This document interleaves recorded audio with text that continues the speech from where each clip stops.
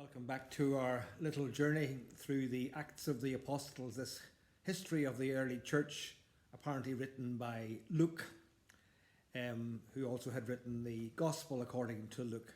We're following the story of the Acts of the Apostles because in this period between Easter and Pentecost, that actually is the first reading at Mass every day, Sundays and weekdays. And we're looking at chapter 15, verse 36, immediately after the Council of Jerusalem, where they decided Gentiles could become members of the church without going through the law and circumcision, from 1536 to 1822.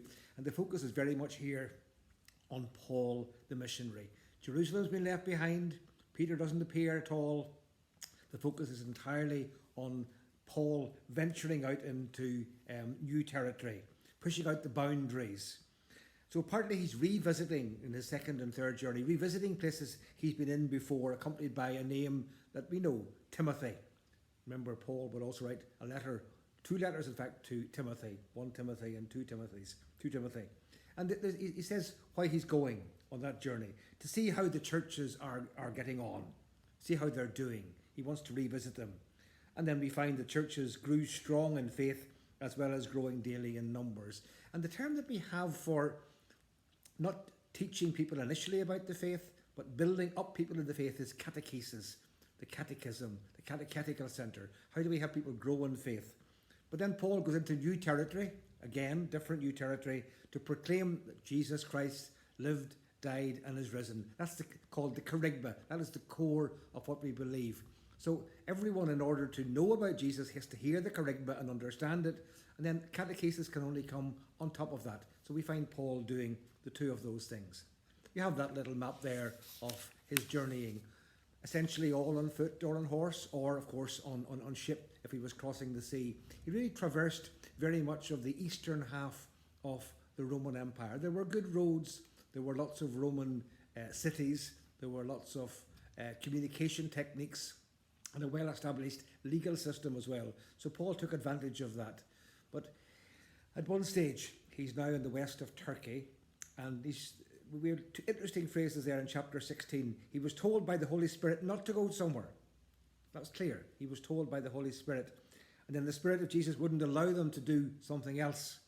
And eventually he had a vision, a dream, that he was being called to come and preach in Europe, in modern day Greece. So he didn't waste any time, got a boat and headed across. And we find the same story as he works his way down that east coast of Greece.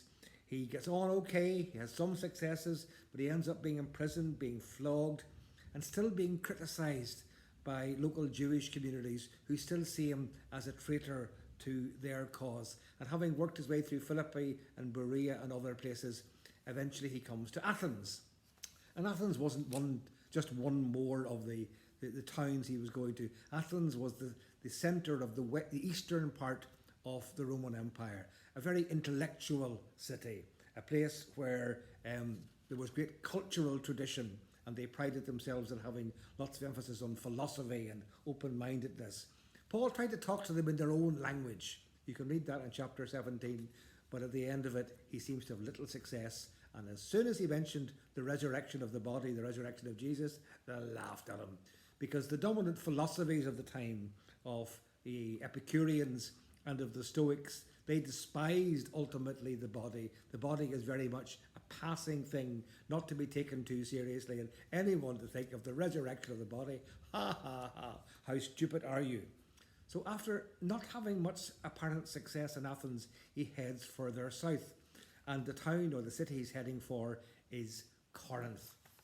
Corinth was not just an important city, it also was a city where it's on a narrow place of land where you have a harbour on the eastern side of it and a harbour on the western side of it. And I think people have a good idea that harbours where sailors are coming in from all arts and parts have all sorts of forms of rest and recreation, shall we say. It would have been seen as a difficult city. Imagine preaching Jesus and self-control and morality and forgiveness in a city as bad as Corinth. Yeah, must be mad. And yet it turns out that Paul, when he got there, met two other people who were tent makers of tents like himself, and he spent 18 months with them.